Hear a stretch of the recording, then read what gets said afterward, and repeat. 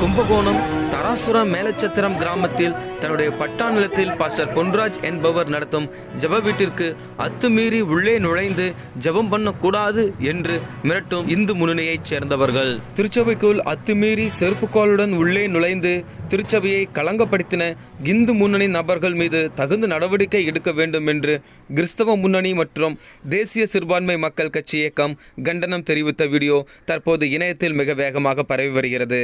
ஒரு சில நபர்கள் உள்ளே நுழைந்து வீடியோவோட கையில செல் எடுத்துக்கொண்டு அங்களுடைய பெண்களையும் சிறு பிள்ளைகளையும் மிரட்டும் விதமாக வீடியோ எடுத்துக்கொண்டு அவருடைய அனுமதி இல்லாமல் வீடியோ எடுத்தது மட்டுமல்லாமல் அந்த இடத்திற்குள் அவர் நடத்துகிற ஜப வீட்டிற்குள் உள்ளே அத்துமீறி நுழைந்து செருப்பு கால்களோடு நுழைந்து அராஜகத்தில் ஈடுபட்டு இருக்கிறார்கள்.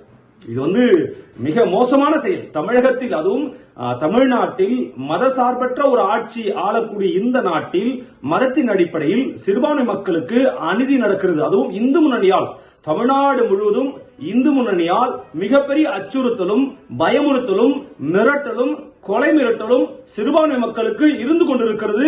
அது மறுக்க முடியாத உண்மை. தமிழக அரசு ஏன் இந்து முன்னணியை இன்னும் தடை செய்யாமல் இருக்கிறது?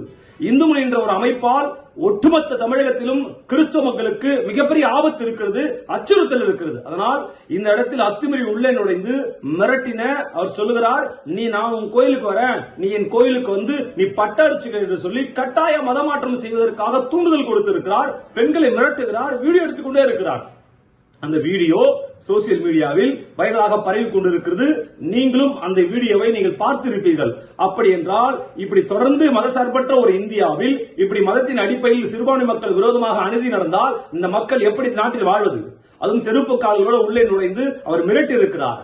இது ஏற்க முடியாதது. தமிழக அரசு உடனடியாக அவர்கள் மீது வழக்கு பதிவு செய்யப்பட வேண்டும், அவர்களை கைது செய்யப்பட வேண்டும். என்னுடைய சொந்த நிலம், என்னுடைய பட்டா நிலம், என்னுடைய அனுமதி இல்லாமல் இவன் உள்ளே வருகிறான் என்று சொன்னால் இவன் யார் என்பதை அவன் புரிந்து கொள்ள வேண்டும். திறந்த வீட்டுக்குள்ள எது நுழையும் அப்படின்னு எல்லாருக்கும் தெரியும். என்னுடைய இடத்திற்குள் இவன் நுழைவதற்கு இவனுக்கு யார் அதிகாரம் கொடுத்து தைரியம் கொடுத்து திமிரு இருக்குது? இவனெல்லாம் சிறையில் அடைக்க வேண்டும் அல்லவா? இவனை உடனடியாக கைது செய்ய வேண்டும். இல்லை என்று சொன்னால் நாங்கள் அதே பகுதியில் கிறிஸ்தவ முன்னணி இயக்கம் மிகப்பெரிய கண்டன ஆர்ப்பாட்டத்தை அறிவிப்போம் என்பதை இதன் வாயிலாக நாங்கள் தெரிவித்துக் கொள்கிறோம். ஒன்றிணைவோம், ஒருமனதாய். நன்றி.